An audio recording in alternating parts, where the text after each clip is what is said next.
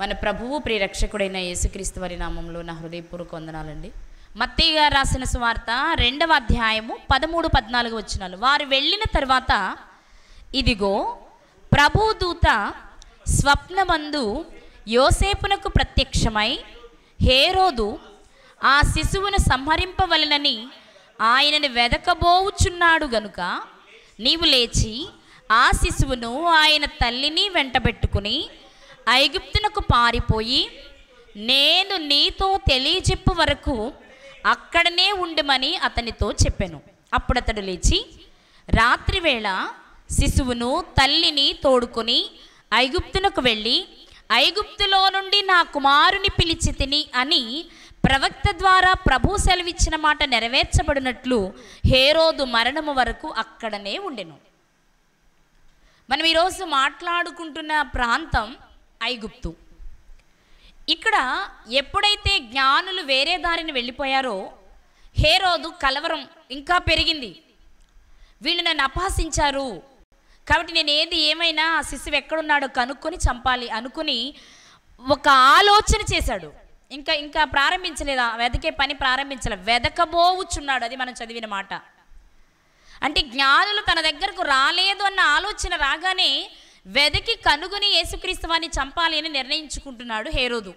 వెంటనే ప్రభు దూత యోసేపు గారికి ప్రత్యక్షమై చెప్తున్న మాట ఏంటి అంటే, యోసేపులే శిశువుని తల్లిని తీసుకొని ఐగుప్తు దేశానికి వెళ్ళు. ఎక్కడికి వెళ్ళు?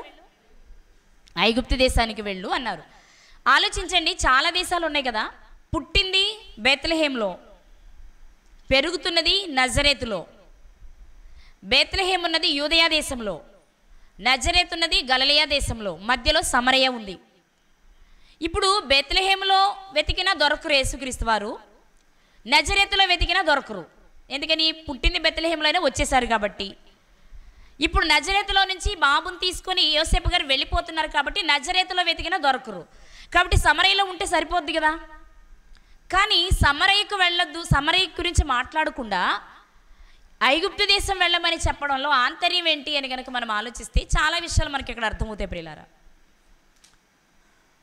మామూలుగా ఆలోచిస్తే యూదయ గలిలయ ఈ రెండు చోట్ల లేరు అంటే ఖచ్చితంగా ఆయనకు వచ్చే ఆలోచన సమరయే వస్తుంది హేరోదుకి.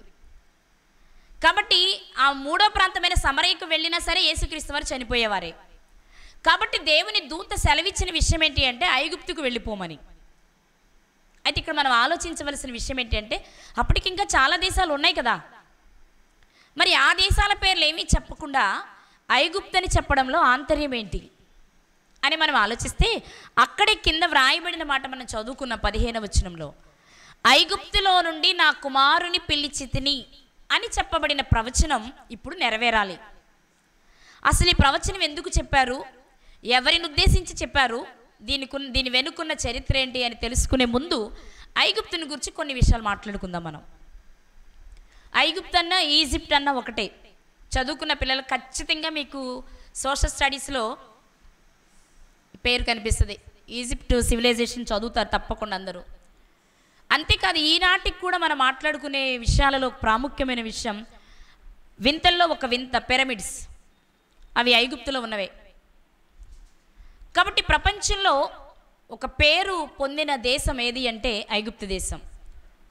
ఐగుప్తు దేశం అంత అభివృద్ధి చెందడానికి కారణం ఏంటి అని కనుక మనం ఆలోచిస్తే, ఐగుప్తు దేశంలో ఓ మంచి నది ఉంది, అదే నైలు. ఏ నది ఉందండి? నైలు నది. ఇది ప్రపంచంలోనే పొడవైన నది. ప్రపంచంలో చాలా నదులు ఉన్నాయి కదా, అలాంటి నదులన్నిటిలో పొడవైన నది ఏది అంటే నైలు నది. ప్రపంచంలో పెద్ద నది ఏది అంటే అమెజాన్ నది.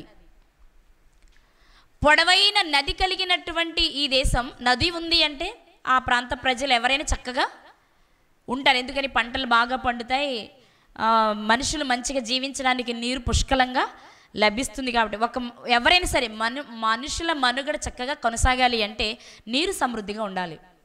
అందుకే నదీ తీర ప్రాంతాలలో ఉన్నవారు చాలా బాగుంటారు, ఎందుకంటే ఆర్థికంగాను అన్ని రకాలుగా బాగుంటుంది కాబట్టి. సో ప్రపంచంలో పొడవైనది ఐగుప్తు దేశంలో ఉంది అంటే మరి ఐగుప్తులు ఎలా ఉంటారు? ఆర్థికంగా మంచి స్థితి కలిగి ఉంటారు. మీరు గమనించినట్లయితే అబ్రహాము గారు బయలుదేరినప్పుడు ఊరు అనే ఊరు నుండి బయలుదేరి వచ్చినప్పుడు కరువు వచ్చింది కదా. మొట్టమొదటిసారి కరువు రాగానే ఆయన ఎక్కడికి వెళ్ళారు? ఐగుప్తికే వెళ్ళారు. కనానులో కరువు వస్తే ఐగుప్తికే వెళ్ళారు. ఆ తర్వాత చూస్తాం మనం యాకోబు గారి కాలంలో మరలా కరువు వచ్చింది. అప్పుడు కూడా ఆహారాన్ని కొనడానికి యాకోబు గారి కుమారులు ఎక్కడికి వెళ్ళారు? ఐగుప్తికే వెళ్ళారు. అంటే మనం ఆలోచిస్తే మిగిలిన ప్రాంతాల కంటే ఐగుప్తు చాలా బాగుంది. కారణం నైలు నది వలన. అందుకే ఈజిప్ట్ని నైలు నది వరప్రసాదం అంటారు. ఒక వరం లాంటిది నైలు నది అనేది ఈజిప్ట్ ప్రజలకి అని చెప్తారు ప్రపంచంలో. కాబట్టి అలాంటి నైలు నది ఉండడం వలన ఐగుప్తు దేశం బాగా అభివృద్ధి చెందింది. ఇది చాలా గొప్పగా మనం చెప్పుకుంటాం, బైబిల్ చరిత్రలో కూడా చెప్పుకుంటాం. అయితే ఈ ఐగుప్తు యొక్క పాత పేరు మిస్రాయిము అట. ఐగుప్తు యొక్క పాత పేరేంటి? మిస్రాయిము. ఇప్పుడైతే ఈజిప్ట్ అని పిలుస్తున్నాం. ఈ మిస్రాయిము అనేది వ్యక్తి పేరుగా కూడా మనకు కనిపిస్తూ ఉంటుంది. వ్యక్తి పేరు కూడా మిస్రాయిము అని కనిపిస్తూ ఉంటుంది. ఉదాహరణ చూద్దాం. ఆదికాండము 10వ అధ్యాయము 6వ వచనం. హాము కుమారులు కూషు, మిస్రాయిము, పూతు, కనాను అనువారు.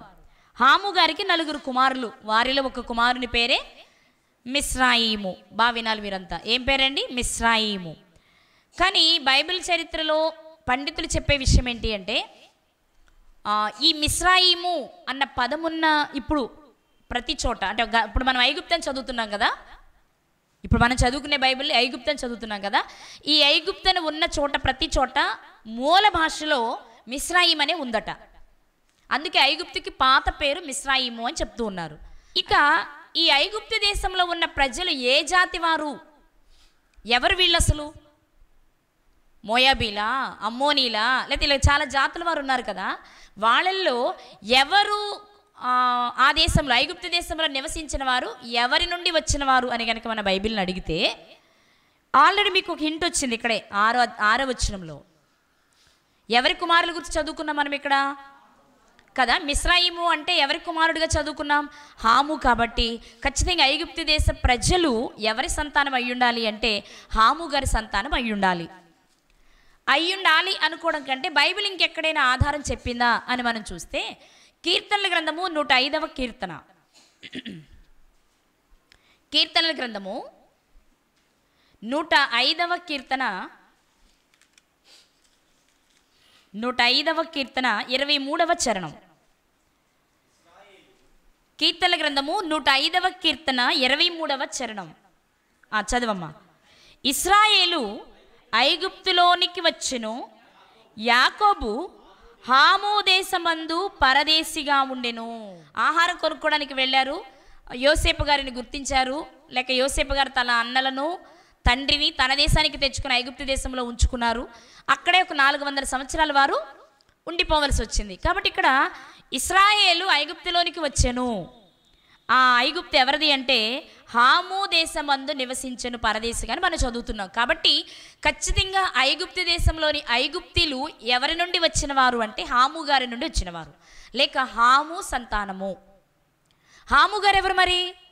నోవహు గారి కుమారులలో ఒకరు. నోవహు గారికి ఎంతమంది కుమారులు? 3. ఒకరు షేము, 2 హాము, 3 యాపేతు. షేము గారి వంశావళిలో నుండి వచ్చిన వారే అబ్రహాము గారు. అబ్రహాము గారి కుమారుడు ఇస్సాకు గారు, ఇస్సాకు గారి కుమారుడు యాకోబు గారు. అంటే యాకోబు గారు షేము గారి వంశావళిలో నుండి వస్తే ఐగుప్తీలు ఎక్కడి నుంచి వచ్చారు అంటే హాము వంశంలో నుండి వచ్చారు. ఓకేనండి, గుర్తుపెట్టుకోవాల్సిన విషయం మీరు. ఐగుప్తీలు ఎవరి సంతానము? హాము గారి సంతానము. హాము గారు ఎవరు అంటే నోవహు గారి కుమారుడు. ఓకేనా. ఇక ఐగుప్తు దేశం యొక్క గొప్పతనం చెప్పాలి అంటే మనకు తెలిసిందే చాలా. ఐగుప్తు దేశంలో జ్ఞానులు ఉన్నారు. ఎవరున్నారండి? జ్ఞానులు ఉన్నారు. జ్ఞానులున్న దేశం ఎంతైనా గొప్పదే కదా, కాదా? జ్ఞానులుంటే ఏమవుతుంది? ఆర్థికంగా అంటే ధనవంతులు ఉన్నదానికంటే జ్ఞానవంతులు ఉంటే చాలా బాగుంటుంది. నా మాట మీకు అర్థమైంది అనుకుంటున్నా. ధనవంతులు చాలామంది ఉండడం కంటే జ్ఞానవంతుడు ఒక్కడున్నా శ్రేష్టం. అదే కదా మనం చదువుతాం. ప్రసంగి గ్రంథంలో మాట చూపిస్తాను మీకు. ప్రసంగి గ్రంథము 9వ అధ్యాయము 14వ వచనము. ఏమనగా ఒక చిన్న పట్టణం ఉండెను, దాని యందు కొద్దిమంది కాపురం ఉండిరి, దాని మీదికి గొప్ప రాజు వచ్చి దాన్ని ముట్టడి వేసి దాని ఎదుట గొప్ప బురుజులు కట్టించెను. అయితే అందులో జ్ఞానము గల ఒక బీదవాడుండి తన జ్ఞానము చేత ఆ పట్టణమును రక్షించెను. చాలండి. ఒక పట్టణము రక్షించబడాలి అంటే బీదవాడైనా పర్వాలేదు కానీ జ్ఞానం ఉండాలి. అంతేగాని జ్ఞానము లేకపోయినా ధనవంతులు ఉంటామంటే దాని వలన పట్టణం రక్షించబడుట కష్టం. అర్థమవుతుందండి? కాబట్టి ఇక్కడ మనం ఆలోచిస్తే ఐగుప్తు దేశంలో ఎవరున్నారు? జ్ఞానులు ఉన్నారు అని నేను చెప్తున్నాను. నిజంగా ఉన్నారా? ఒక మాట చూద్దాం. రాజుల మొదటి గ్రంథము 4వ అధ్యాయము 30వ వచనం. రాజుల మొదటి గ్రంథము 4వ అధ్యాయము 30వ వచనము. సొలొమోనునకు కలిగిన జ్ఞానము తూర్పు దేశస్థుల జ్ఞానము కంటెను ఐగుప్తీల జ్ఞానమంతటి కంటెను అధికమై ఉండెను. సొలొమోను గారికి దేవుడు జ్ఞానం ఇచ్చారు. జ్ఞానం ఇవ్వబడిన తరువాత చెప్తున్న మాట ఏంటో తెలుసా? అప్పటికే తూర్పు దేశాలలో జ్ఞానం ఉంది. ఏ దేశంలో జ్ఞానం ఉంది? ఐగుప్తులో కూడా జ్ఞానం ఉంది. ఏమైనా ఐగుప్తు దేశంలో కూడా ఎవరున్నారు? జ్ఞానులు ఉన్నారు, బలవంతులు ఉన్నారు, ధనవంతులు ఉన్నారు. మనకి తెలుసు కదా, తెలుసా లేదా? ఐగుప్తు అంటేనే అన్నిటికీ పేరుగాంచిందిగా మనం మాట్లాడుకుంటున్నాం. ఇందాక ముందే చెప్పాను నేను, ప్రపంచంలోనే గొప్ప వింత కలిగినది ఏది అంటే ఐగుప్తు. పిరమిడ్స్. ఏంటి పిరమిడ్స్? దానిలో ఉన్న విశేషం ఏంటి అంటే అక్కడ జీవించిన వారు మరణించిన తరువాత వారికి మరలా పునరుద్ధానం ఉందని, వారు తిరిగి లేస్తారని, వారు తిరిగి లేచినప్పుడు మరలా వారు జీవించడానికి అవసరమైనవంటే ఇప్పుడు ఒక రాజు చనిపోయాడు అనుకోండి, మరలా తిరిగి జీవించినప్పుడు అతనికి ఇలాంటి పరిస్థితులు ఉంటాయో లేవో అనుకుని వారి కొరకు కొన్ని కానుకలను వారి సమాధిలో పెట్టి వారిని భద్రపరిచేవారు అనమాట.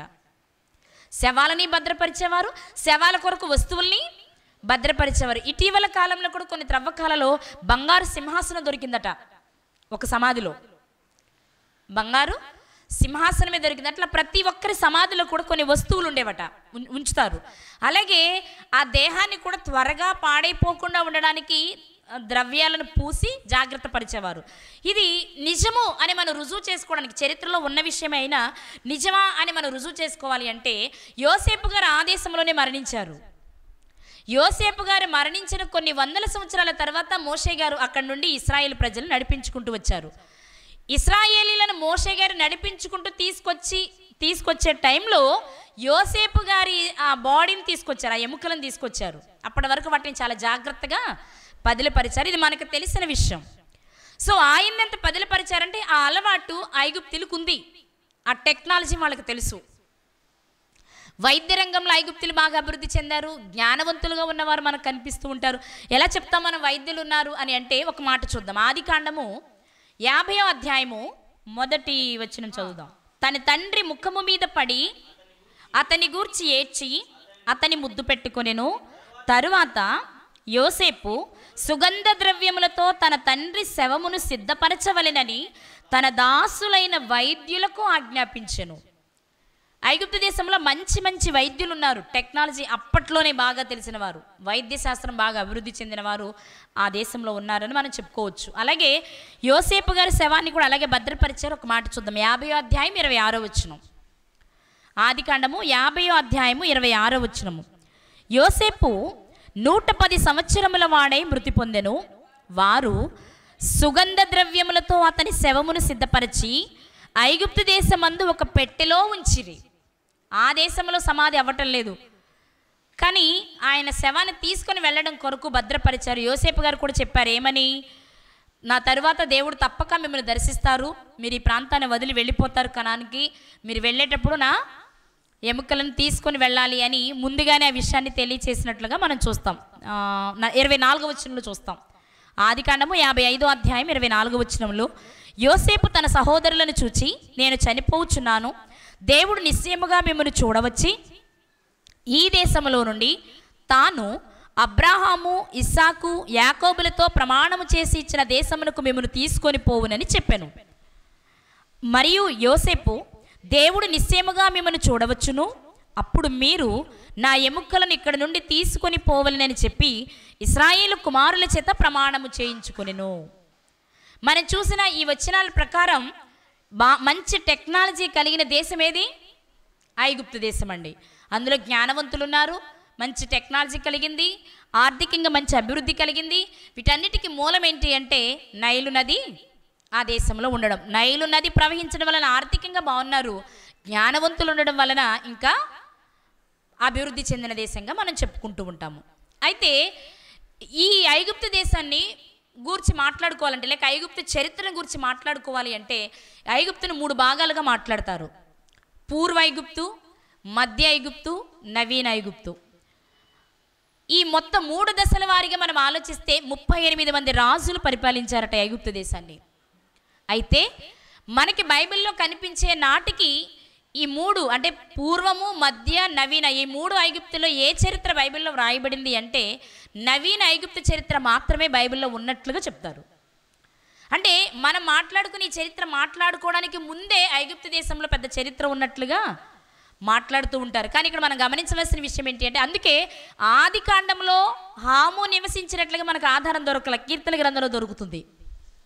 మూలం నోవాహు సంతానమే అయినప్పటికీ చరిత్ర అంటే ఐగుప్తు దేశానికి వెళ్ళడం, యోసేపు గారు, మిగిలిన వారందరూ వెళ్ళడం, అక్కడ చరిత్ర అంతా మనకి ఎక్కడ కనిపిస్తుంది చెప్పాలి? ఎక్కడ కనిపిస్తుంది అంటే నవీన ఐగుప్తులోనే మనకు కనిపిస్తుంది. చరిత్ర ఎక్కువ మనకు అక్కడే కనిపిస్తుంది. కాబట్టి బైబిల్ గ్రంథంలో ఎక్కువగా ప్రస్తావించబడిన చరిత్ర ఎప్పటిది అంటే నవీన ఐగుప్తు చరిత్ర మాత్రమే మనకు కనిపిస్తున్నట్లుగా చెప్తూ ఉన్నారు ప్రియులారా.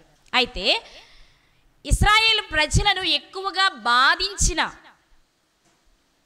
ఫరో లేక ఐగుప్తు రాజు, మనం చదువుతాం కదా, యోసేపుని ఎరుగని ఒక రాజు వచ్చాడని మనం చెప్పుకుంటాం కదా. ఆయన ఎవరట? రామసేసు II అట. ఇశ్రాయేలు ప్రజలు ఎక్కువగా బాధను అనుభవించేటప్పటికీ ఐగుప్తును పరిపాలిస్తున్న రాజు ఎవరు అంటే రామసేసు II. చూద్దాం, నిర్గమాకాండము 1వ అధ్యాయము 11-12 వచనాలు. కాబట్టి వారి మీద పెట్టిన భారములలో వారిని శ్రమ పెట్టుటకు వెట్టి పనులు చేయించు అధికారులను వారి మీద నియమింపగా వారు ఫరో కొరకు ధాన్యాదులను నిలువ చేయు పీతోము, రామసేసను పట్టణములను కట్టిరి. ఏ పట్టణాలు? పీతోము, రామసేసు. అంటే నేను అనుకునే అభిప్రాయం చెప్తాను మీకు. ఇక్కడ రామసేసు గారి ఆధ్వర్యంలోని ఈ పట్టణాలు కట్టారు కాబట్టి ఒక పట్టణానికి రామసేసు పేరు పెట్టుంటారు. అంతేనా? జనరల్గా వాళ్ళ పేరు ఉండడం ఇష్టపడతారు కాబట్టి ఆ పట్టణానికి ఆ పేరు పెట్టుండొచ్చు. అయితే ఈ రామసేసు గారి టైంలోనే ఇశ్రాయేలు బహుగా బాధింపబడ్డారు. ఇతని మరణానంతరం ఇతని కుమారుడు వచ్చారు, అతని పేరే మనెఫ్తా.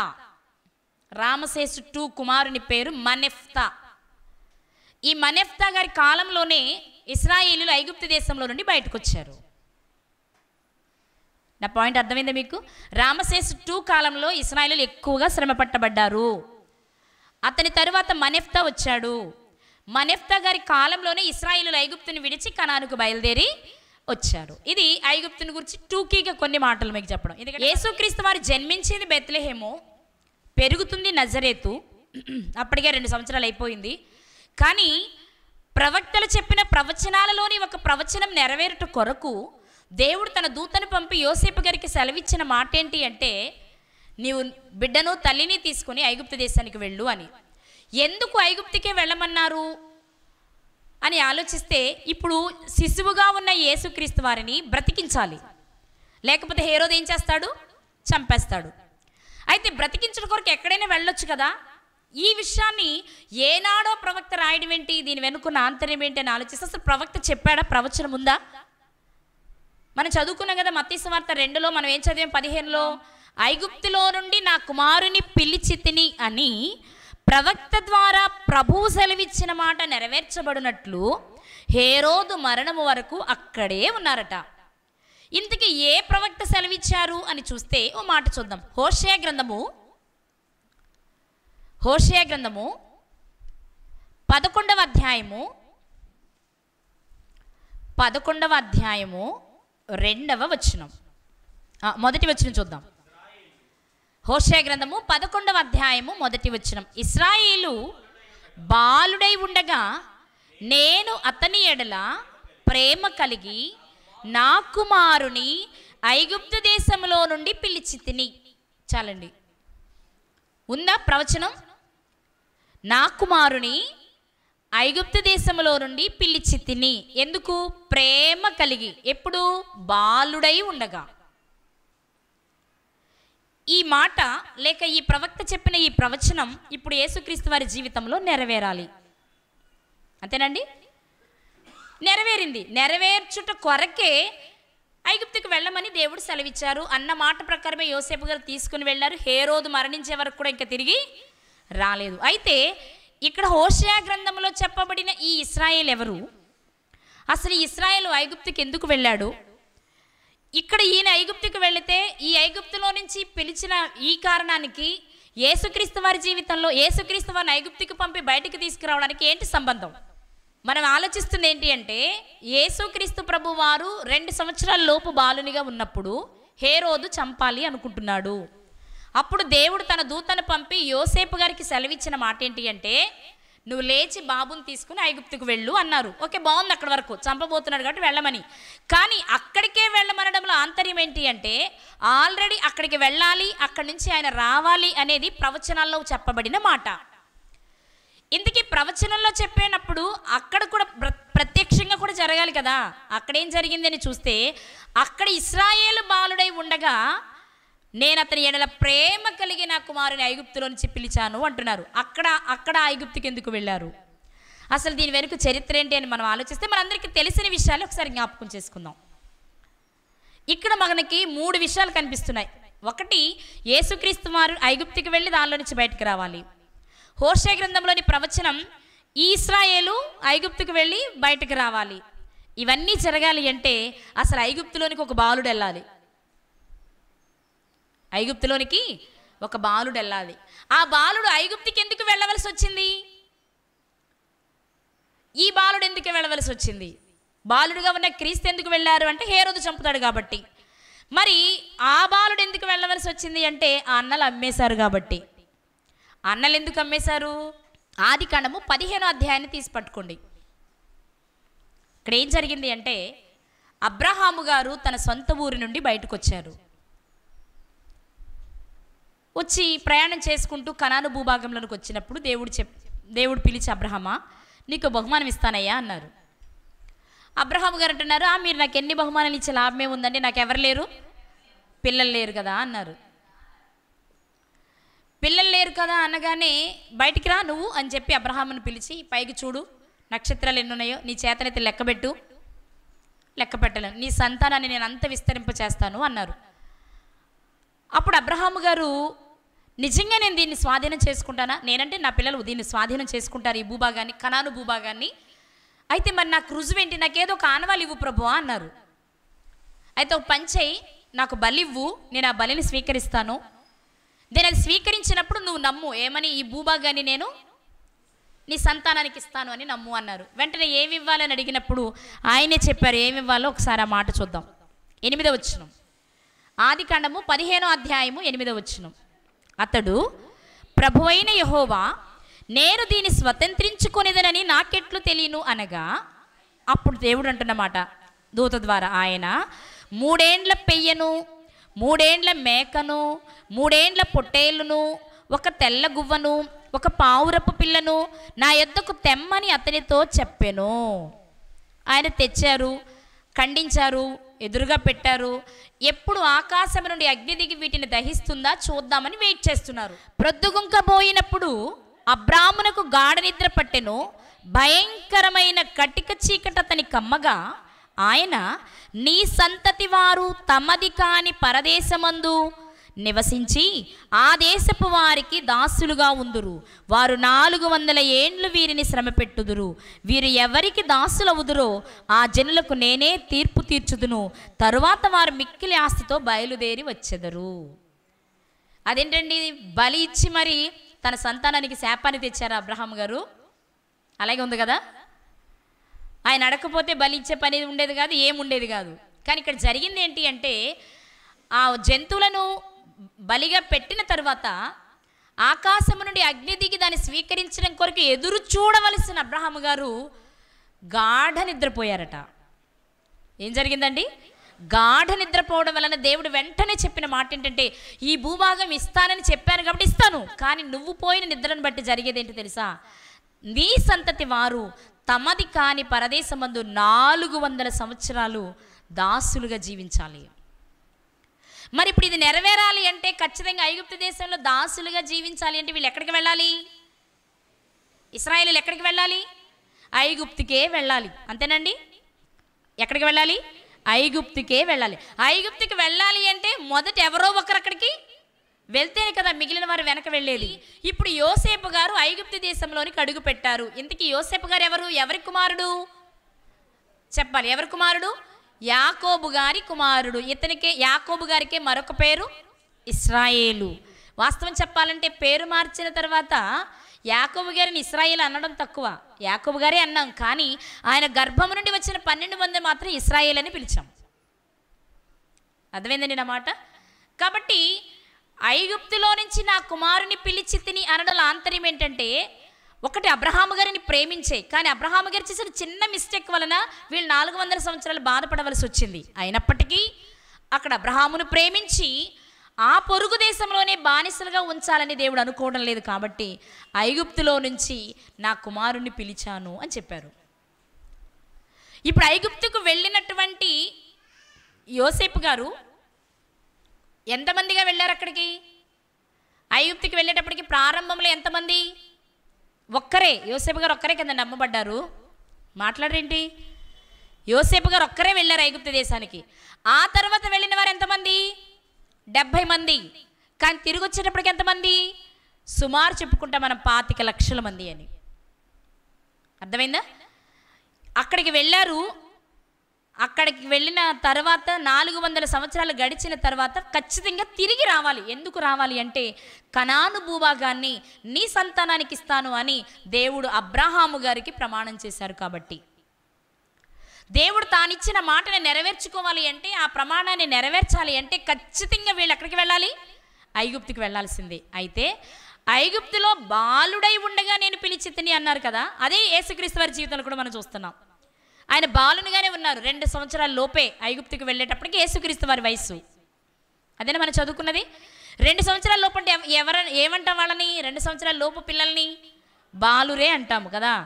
మరి హోషేయ గారి ప్రవచనంలో కూడా ఇశ్రాయేలు బాలుడై ఉండగా అన్నారు కదా. బాలుడై ఉండగా అంటే అర్థం ఏంటి? అక్కడ ఇశ్రాయేలుగా బాలుడై ఉండగా అంటే అర్థం ఏంటి? కొంతమందితో కొంతకాలమే అక్కడ నివసించారు. వెళ్ళిన వెంటనే 25 లక్షల మంది అయిపోయారా? అంచెలంచెలుగా పెరిగారు కదా. కానీ వచ్చిన వీళ్ళంతా బయలుదేరిన 6 లక్షల కాలబలంలో మాత్రమే 2 చేరారు. మిగిలిన వారు చనిపోయారు. కానీ అప్పటికే మిగిలిన వారంతా ఉన్నారు. బయలుదేరిన కాల్బలంలో 2 చేరారు కనాను. కానీ చాలామంది పిల్లలు, ముసలి వాళ్ళు ఉన్నారు. వాళ్ళంతా కాల్బలం మాత్రం 2 చేరింది. అయితే వీళ్ళందరూ ఎక్కువ కాలం నివసించింది ఏ భూభాగంలో? ఐగుప్తులోనా కనానులోనా? కనానులోనే. అది అశాశ్వతమైంది కదండి. కొద్ది రోజులు బానిసలుగా ఉండడానికి వెళ్ళిన పట్టణం. అక్కడి నుంచి వచ్చాక కనాను అంటేనే అక్కడి నుంచి అన్నీ వచ్చేసాయి కదా. ఆ కనానుని స్వాధీనం చేసుకోవడం, ఆ తర్వాత యెరూషలేమును రాజధాని చేసుకోవడం, ఆ తర్వాత అందరు రాజులు పరిపాలించింది ఆ భూభాగంలోనే కదా. ఇక్కడ ఎక్కువ కాలం జీవించారు అందులో. ఎందుకు అంటే అబ్రహాము గారికి ఇచ్చిన మాట. అందుకే ఇశ్రాయేలు బాలుడై ఉండగా నేను అతన్ని ప్రేమించి పిలిచాను, బయటికి తెచ్చాను అంటున్నారు. అంటే అబ్రహాము గారు చేసిన చిన్న పొరపాటు వలన శాపంగా మారి ఇశ్రాయేలీయులు ఐగుప్తు దేశానికి వెళ్ళినప్పటికీ దేవుడు ప్రేమించి వారిని బయటకు తెచ్చాడు. ఇది ఐగుప్తులో నుంచి నా కుమారుని పిలిచాను అనడంలోని మొదటి ఆంతర్యం. ఇక రెండో విషయం ఏంటి అంటే, ఇక్కడ మనం గమనించవలసింది, ఈ ఇశ్రాయేలీలు వినాలి. ఈ ఇశ్రాయేలీలు ఐగుప్తులోనికి వెళ్ళి వచ్చిన తర్వాత మరలా రెండవసారి చెరలోనికి వెళ్ళారు మరికొంతకాలం. అది ఏ చెర? ఇశ్రాయేలీలందరూ చెరకు వెళ్ళారు కదా. అప్పుడే కదా ప్రవక్తలందరూ మాట్లాడిన విషయం. ఇశ్రాయేల్ అంటే 2 భాగాలుగా విడిపోయిన తర్వాత ఇశ్రాయేలీలు మొదటగా వెళ్ళిన చెర అష్షూరు చెర. ఆ తర్వాత యూదావారి మీదకి బబులోను రాజు వచ్చి తీసుకుని వెళ్ళారు, బబులోను చెర. ఈ బబులోను రాజు అష్షూరు మీద కూడా దండయాత్ర చేసి వాళ్ళని కూడా తన దగ్గరికి తెచ్చుకున్నాడు, ఇశ్రాయేలీలను కూడా. సో ముందు అష్షూరు చెరకు వెళ్ళిన తర్వాత వాళ్ళు కూడా ఏ చెరలోకి వచ్చేసారు? బబులోను చెరలోనికి వచ్చేసారు. ఈరోజు ఐగుప్తులో నుండి నా కుమారుని పిలిచి తిని అని చెప్పడంలోని ఆంతర్యం మనం గ్రహించగలిగితే, చెరలో ఉన్న వారిని విడిపించుట కొరకు యేసుక్రీస్తు వారు సాదృశ్యంగా కనిపించాలి. నా మాట మీకు అర్థమైంది అనుకుంటున్నా. మత్తయి సువార్తలో వ్రాయబడిన ఐగుప్తులో నుండి నా కుమారుని పిలిచి తిని అనడంలోని ఆంతర్యాన్ని మీరు గ్రహించేటప్పుడు, ప్రారంభంలో ఐగుప్తునకు వెళ్ళి బానిసలుగా బ్రతికారు, వాళ్ళు దాసులుగా బ్రతికారని మనం చదువుతాం. అవునా? 400 సంవత్సరాలు దాసులుగా ఉంటారనే కదా చెప్పారు దేవుడు. 15వ అధ్యాయం 13వ వచనంలో మనం ఏం చదివాం? ఆయన నీ సంతతి వారు తమది కాని పరదేశమందు నివసించి ఆ దేశపు వారికి దాసులుగా ఉందురు. ఇంతకీ ఐగుప్తులో వీళ్ళంతా ఎలా అయిపోయారు? దాసులుగా లేక బానిసలుగా, పనివారుగా అయిపోయారు. పనివారుగా ఉన్న వారిని బయటకు తెచ్చారు. మీరు ఇక్కడ చాలా విషయాలు జ్ఞాపకం చేసుకోవచ్చు. మొదటిది, యోసేపు గారిని నమ్మేశారు. యోసేపు గారు పొతిఫర్ ఇంటిలోనికి వెళ్ళిన తర్వాత మొదట ఎలా వెళ్ళాడు? కొనబడ్డాడు అంటే దాసుడుగానే వెళ్ళాడు. కానీ తన మంచితనముతో, తన మంచి మనస్సుతో పాపమునకు దూరంగా పారిపోవడం చేత దాసునిగా ఉండవలసిన తాను ప్రతి చోట యజమానిగానే బ్రతికాడు. పొతిఫర్ ఇంట్లో పొతిఫర్ అన్నీ అప్పగించాడు. వెళ్ళింది దాసునిగానే, కానీ బ్రతికింది మాత్రం గొప్ప యజమానిగా. అక్కడ చిన్న నేరం మోపబడి జైలుకి వెళ్ళాడు. జైల్లో ఎలా ఉండాలి? శిక్షను అనుభవించాలి. కానీ జైలు అధికారి కూడా ఏం చేశాడు? యోసేపు గారి మీద జాలి కలిగి అంత అధికారం యోసేపు గారికే అప్పగించాడు. ఆ తర్వాత ఏం జరిగింది? ఫరో కలొచ్చింది. కలభావని యోసేపు గారు చెప్పారు. తన ఇంటి మీదను తన దేశం మీద కూడా యోసేపు గారిని రాజుగానే పెట్టాడు. అంటే ఒక్కొక్కటి మనం కొంచెం లోపలికి వెళ్ళి ఆధ్యాత్మిక కోణాన్ని ఆలోచిస్తే, మొదటిగా ఐగుప్తు దేశానికి దాసునిగా అమ్మబడిన యోసేపు గారు ఓ గొప్ప విజేతగా నిలిచాడు ప్రతి చోట. అలా బయటకు వచ్చినట్టు మనం చూస్తాం. ఆ తర్వాత అసలు ఐగుప్తు దేశంలో నుండే బయటకు వచ్చారు ఇశ్రాయేలీలు. వచ్చారా? మోషే గారి నాయకత్వంలో ఎక్కడి నుంచి బయటకు వచ్చారు? ఐగుప్తులో నుంచే బయటకు వచ్చారు. వీళ్ళు చాలా విస్తరించారు. వీరికి న్యాయాధిపతులు వచ్చారు, రాజులు వచ్చారు, అన్ని రకాలుగా అభివృద్ధి చెందుతూ ఉన్నారు. కానీ మరొక వైపు వీళ్ళు ఏం చేశారు? దేవునికి వ్యతిరేకమైన విగ్రహారాధన చేయడం వలన దేవుడు ఏం చేశారు? మరలా పొరుగు రాజుల చేతికి వీరిని అప్పగించాడు. అలాని పొరుగు రాజుల చేతికి అప్పగించిన వీరిని అలాగే ఉంచేశారా? చెప్పాలి. మరలా వెళ్ళిన వారిలో మంచి మనసు కలిగిన వారు, ప్రార్థనాపరులైన వారు ప్రార్థన చేయగా దేవుడు కోరేషును ప్రేరేపించి మరలా వీరిలో కొంతమందిని వెనక్కి తిరిగి వచ్చేలా చేశారు. అంటే బబులోను దేశానికి లేక ఐగుప్తు దేశానికి లేక అష్షూరు దేశానికి చెరగా వెళ్ళిపోయిన, దాసులుగా వెళ్ళిపోయిన మరలా విజయులే తిరిగి బయటకు వచ్చారు. ఇక్కడ మనం ఆలోచిస్తే ఆ రెండు సందర్భాలను మన దృష్టిలో పెట్టుకుంటే, బాలుడైన ఇశ్రాయేలును నేను పిలిచాను ఐగుప్తులో నుండి అని చెప్పడము, ఆ మాట యేసుక్రీస్తు వారి జీవితంలో నెరవేరడానికి కారణం ఏంటి అంటే, ప్రత్యక్షంగా ఆయన ఐగుప్తు దేశంలోనికి వెళ్ళి బాలునిగా బయటకు రావాలి. ఇందులో అంతర్లీనంగా ఉన్న విషయం ఏంటి అంటే, ఐగుప్తైనా, బబులోనైనా, అష్షూరైనా అన్య రాజులు, వాళ్ళ చేతిలోనికి వీరు బానిసలుగా వెళ్ళారు. అలాగే యేసుక్రీస్తు వారు ఈ లోకంలోనికి వచ్చే నాటికి మనుష్యులంతా పాపము చేసి అపవాది చేతుల్లోనికి వెళ్ళిపోయారు. అపవాది చేతుల్లోనికి వెళ్ళిపోయారు. అపవాది ఏనాడో స్వాధీనం చేసుకుంది. అందుకే యేసుక్రీస్తు వారి దగ్గరకు వచ్చి అపవాది చెప్పిన మాట ఏంటి? లోక రాజ్యాలన్నీ చూపించింది, దీని మీద అధికారం ఎవరిదని చెప్పింది? నాదే అంది. ఇప్పుడు లోకంలోని మనుషులంతా శరీరాశతో, నేత్రాశతో, జీవపుడంబముతో అపవాది చేతుల్లోనికి వెళ్ళిపోయిన వారిని విడిపించుట కొరకు యేసుక్రీస్తు వారి ఈ లోకానికి, ఇది తెలియచేయడానికే ప్రవచనాలలో ఉన్న ప్రవచనాన్ని ప్రత్యక్షంగా జరిగిస్తూ పరోక్షంగా పాఠాన్ని నేర్పిస్తున్నారు. ఐగుప్తులో నుండి నా కుమారుని పిలిచి తిని అనేది నెరవేరాలి కాబట్టి ఒకటి యేసుక్రీస్తు వారు ఐగుప్తుకి వెళ్ళాలి. అందులో అంతర్లీనంగా ఉన్న విషయం ఏంటి అంటే, ఐగుప్తు అనేది ఒక చెరతో పోలిక, లేక దాసత్వానికి, మనుషులు అందులో దాసులుగా ఉన్నారు, వారి యజమానులుగా ఉన్నారు అనడానికి పోలిక. కాబట్టి యేసుక్రీస్తు వారు జన్మించే నాటికి మనుషులందరూ ఏం చేశారు?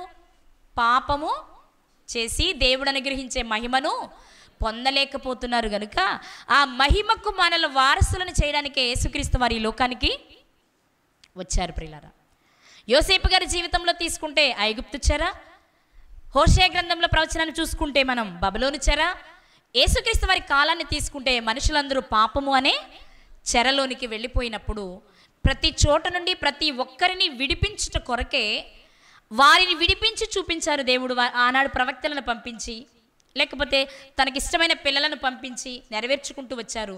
కానీ యేసుక్రీస్తు వారి కాలం వచ్చే నాటికి జరుగుతున్నది ఏంటి అంటే, యేసుక్రీస్తు వారి కాలం వచ్చేటప్పటికి ప్రపంచమంతా పాపము చేసి పాపము అనే సంకెళ్లలోనికి, లేక పాపము అనే బానిసత్వంలోనికి, లేక పాపము అనే దాసత్వంలోనికి వెళ్ళిపోయారు. కాబట్టి వారిని విడిపించడానికి వచ్చిన కారణ జన్ముడే యేసుక్రీస్తు ప్రభువారు. కాబట్టి ఆయనను మధ్యలో ఉన్న ఐగుప్తు దేశానికి వెళ్ళమనడంలో కానీ, హేరోదు మరణించే వరకు అక్కడ నుండి తిరిగి రావడంలో కానీ ఆంతర్యం ఏంటి? మనం ఇప్పుడు తెలుసుకోవాల్సిన విషయం ఏంటి అంటే, పాపము అనే చెరలోనికి వెళ్ళిన వారిని విడిపించడానికే యేసుక్రీస్తు ఈ లోకానికి వచ్చారు. కానీ లోకానికైతే వచ్చారు, కానీ ఆయన ఎవరైతే తమ స్వరక్షకునికి అంగీకరించి వారిలోనికి తెచ్చుకుంటారో అప్పుడు మాత్రమే వారికి నిజమైన విడుదల కదా. అందుకే పౌలు గారు మాట్లాడుతూ గలతీ పత్రికలో చెప్పిన ఒక మాటను చూసుకుందాం మనం. గలతీలకు రాసిన పత్రిక 5వ అధ్యాయము 1వ వచనము. ఈ స్వాతంత్ర్యము అనుగ్రహించి క్రీస్తు మనలను స్వతంత్రులుగా చేసి ఉన్నాడు, కాబట్టి మీరు స్థిరముగా నిలిచి మరల దాస్యమను కాడి క్రింద చిక్కుకొనకుడి. ఏ దాస్యము? పాపము అనే దాస్యము. ఏ కాడిది? పాపము అనే దాస్యపు కాడిలో మళ్ళీ చిక్కుకోవద్దు. ఎందుకని అంటే ఆల్రెడీ ఒకసారి చిక్కుకున్నాము. కానీ చిక్కుబడిన మనలను విడిపించడానికి యేసుక్రీస్తు వారు వచ్చి నిజమైన స్వాతంత్ర్యాన్ని మనకిచ్చారు. ఇప్పుడు నువ్వు స్వతంత్రుడివి, కానీ మరలా ఏం చేస్తున్నాం మనం? మరలా దాసత్వంలోనికి వెళ్ళిపోతున్నాం. అవును కదా, అవునా కాదండి? యోసేపు గారి తర్వాత మోషే గారు విడిపించారు ఒక దాసత్వంలో నుంచి. కానీ మరలా ప్రజలు పాపం చేసి ఎక్కడికి వెళ్ళిపోయారు? మరలా బబులోను చెరలోనికి వెళ్ళిపోయారు. మరలా విడిపించారు దేవుడు, కానీ మరలా ఎక్కడికి వెళ్ళిపోతున్నారు? మనిషి ఏమైపోతున్నాడు అంటే, విడిపిస్తున్న దేవుడు మరలా చెరలోనికి వెళ్ళిపోవడం, ఆ పాపం అనే కాడి కిందకి వెళ్ళిపోవడం అలవాటైపోయింది. కనుకనే మరోసారి చెప్తున్న మాట ఏంటి అంటే, క్రీస్తు మనలను స్వతంత్రులుగా చేశాడు. అంటే మనకు స్వాతంత్ర్యాన్ని ఇవ్వడానికి యేసుక్రీస్తు ఈ లోకానికి వచ్చారు. ఇంతకీ ఏ స్వాతంత్ర్యం ఆయన మనకిచ్చింది? పాపము నుండి విడుదలండి, పాపం అనే బానిస సంఖ్యల నుంచి విడుదలండి. మనం అందరూ ఆగస్టు 15 జరుపుకుంటున్నాం కదా. ఏమొచ్చిందని మనకి? స్వాతంత్ర్యం వచ్చిందని. దేని నుండి స్వాతంత్ర్యం వచ్చింది మనకి? బ్రిటిష్ వారి భయంకరమైన పాలన నుంచి విడుదల వచ్చింది కదా, దాన్ని స్వాతంత్ర్యం అంటున్నాం కదా. అలాగే ఇక్కడ యేసుక్రీస్తు వారు మనకిచ్చింది ఏ స్వాతంత్ర్యము అంటే, పాపము నుండి విడుదల పొందడం. ఆయన పవిత్రమైన రక్తాన్ని కార్చారు మన కొరకు కదా. ఆ రక్తంలో మనం కడగబడితే మనకి నిజమైన స్వాతంత్ర్యము. కడగబడనంత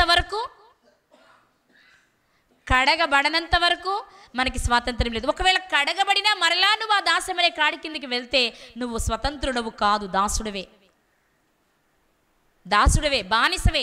కాబట్టి ఒక్కసారి ఈరోజు మనం జ్ఞాపకం చేసుకుందాం. యేసుక్రీస్తు ప్రభు వారి లోకానికి రావడానికి చాలా కారణాలు ఉన్నాయి.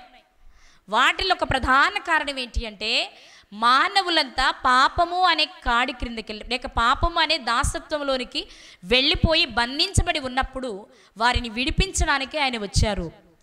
ఎలా అంది సాధ్యము అంటే, ఇదిగో చరిత్రలో ఐగుప్తు చెరలోనికి వెళ్ళిన వారిని విడిపించడానికి ఇశ్రాయేలీయులకి ఆయన ఏం చేశారో ఒక ప్రవచనాన్ని చెప్పి, దానికంటే భయంకరమైన దాసత్వంలో ఉన్న ప్రజలను విడిపించడానికి యేసుక్రీస్తు వారు వచ్చారు అని రుజువు చేయడానికే ఆ సందర్భాన్ని దేవుడు రాయించారు. కాబట్టి ఐగుప్తులో నుంచి నా కుమారుని పిలిచితిని అన్నప్పుడు కేవలం ఐగుప్తనే తీసుకోవద్దు, బాహ్యంగా ఐగుప్తది. కానీ దాన్ని మనం ఎలా తీసుకోవాలి? ఒక చెర, ఒక దాసత్వము అనే దాన్ని మనం తీసుకుంటే, దాసత్వంలో నుండి మనల్ని విడిపించడానికి మనకొక రక్షకుడు ఈ లోకానికి వచ్చారు. ఆయన ఎలాంటి పరిస్థితుల్లోనైనా మనల్ని విడిపించడానికి సమర్థుడు. కాబట్టి దేవుని కార్యాలు మన కంటికి చాలా కనిపించకపోవచ్చేమో, కానీ అయిపోయిన తర్వాత ఆలోచిస్తే మాత్రం ఆశ్చర్యం కలిగిస్తూ ఉంటాయి. గమనిస్తే మనం కదా, ప్రతి విషయం కూడా యేసుక్రీస్తు ప్రభువారు చేసిన ప్రతి పని, ఆయన చేసిన ప్రతి పని చేసేటప్పుడు మనకి ఎవరికి అర్థం కాకపోయి ఉండొచ్చు, ఆనాటి కాలానికైనా ఇప్పుడైనా సరే. కానీ తరచి ఆలోచించి చూస్తే మనకు ఆ విషయాలన్నీ అర్థమవుతాయి. కాబట్టి ఐగుప్తులో నుండి నా కుమారుని పిలిచితిని అనే ప్రవచనం హోషే గారు చెప్పారు. అది ఇశ్రాయేలు ప్రజలను ఉద్దేశించి చెప్పబడిన మాట. ఆయన చెప్పే నాటికి వారు బబులోను చెరలో ఉన్నారు, కానీ దానికంటే ముందు ఒక చెరలోనికి వెళ్ళారు. అసలు ఇశ్రాయేలు గారి కుమారుడైన యోసేపు గారి కాలంలో ఆ ఇశ్రాయేలు గారి కుమారులందరూ చెరలోనికి వెళ్ళారు. అది ఐగుప్తు చెర. ఐగుప్తు చెరలో నుంచి దేవుడు విడిపించాడు, బబులోను చెరలో నుంచి దేవుడు విడిపించాడు, పాపమనే చెరలో నుంచి కూడా విడిపించాడు. కానీ పాపమనే చెరలో నుంచి విడిపించడానికే తన ప్రియమైన కుమారుని ఈ లోకానికి పంపి ఇష్టమైన తన కుమారుని మన కొరకు బలిగా చేశారు. అంతకంటే గొప్ప ప్రేమ ఇంకా ప్రపంచంలో ఎవ్వరు మనకి చూపించలేరు. అంత ప్రేమ చూపిన ఆ ప్రేమను మనం నిరర్ధకం చేస్తున్నాము. మరలా పాపం అనే దాస్యంలోనికి మనం వెళ్ళిపోతే మనల్ని ఎవ్వరూ బాగు చేయలేరు. మన ముగింపు ఎప్పుడో మనకు తెలియదు, మన మరణం ఎప్పుడో మనకు తెలియదు, లేక యేసుక్రీస్తు ప్రభు వారి రాకడ ఎప్పుడో మనకు తెలియదు. కాబట్టి ఏ క్షణమైనా దేవుడు మనల్ని పిలిచే పరిస్థితి ఉంటే, ఆయన పిలిచే నాటికే మనం ఎలా ఉండాలి అంటే స్వతంత్రులుగా ఉండాలి. అంటే పాపము అంటని వారిగా, రక్షించబడిన తర్వాత మరలా బురదలోనికి వెళ్ళేవారిగా కాకుండా, ఏ క్షణము పిలిచినా నేను సిద్ధము అనేవారిలా ఉంటామనే మన కొరకు యేసుక్రీస్తు వారిని లోకానికి పంపించారు. ఆయన వచ్చిన దానిని నువ్వు నిజంగా మనపూర్వకంగా ఆలోచించి జ్ఞాపకం చేసుకుంటే, ఆయన రక్తంలో కడగబడిన ఏ వ్యక్తి మరలా పాపం చేయడానికి ప్రయత్నం చేయరు. ఒకసారి ఆలోచించండి.